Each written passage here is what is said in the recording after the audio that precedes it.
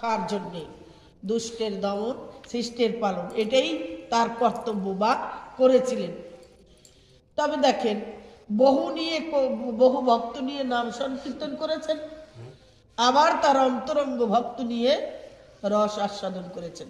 তা এখন বলছে যে আমরা রস আস্বাদন করতে গেলে আমার ওই ঘরের লোক যদি না হয়, ওই আত্মতত্ত্বের কথা বলে লাভ নাই, বলতেও নাই, বললেও পাপ। কারণ যে লোক বোঝে না, ওই বিষয়ে যার জ্ঞান নাই, সেই বিষয় নিয়ে আলোচনা করলে, কানে শুনলে সে তো কিছুই বুঝতেছে না।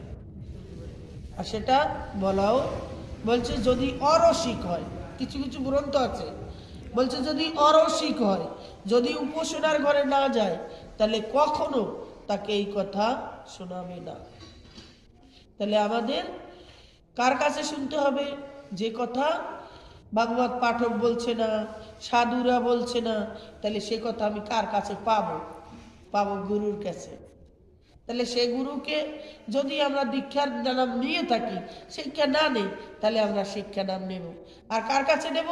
যে তত্ত্বজ্ঞ, যে জ্ঞানী, যে গোবিন্দের কৃপা লাভ করেছে, তার কাছে আমার মাথাটা বিক্রি করব। রাধে রাধে।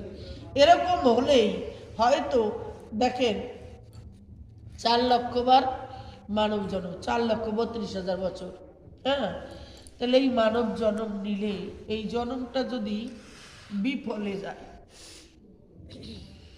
এত বড় নদী এধাম থাকতে শুধু শ্রীব্যাসের আঙ্গিনেই কীর্তন হয়েছিল, আমরা শাস্ত্র যা পাই, নাকি অন্য কোনো আঙ্গিনায় কিন্তু কীর্তন হয় নাই। শ্রীবাস, যেখানে গোবিন্দ বাস করে, সেটাকে বলা হয় শ্রীবাস। এই জন্য শ্রীবাসের কথা উচ্চারণ করা হয়েছে। একদিন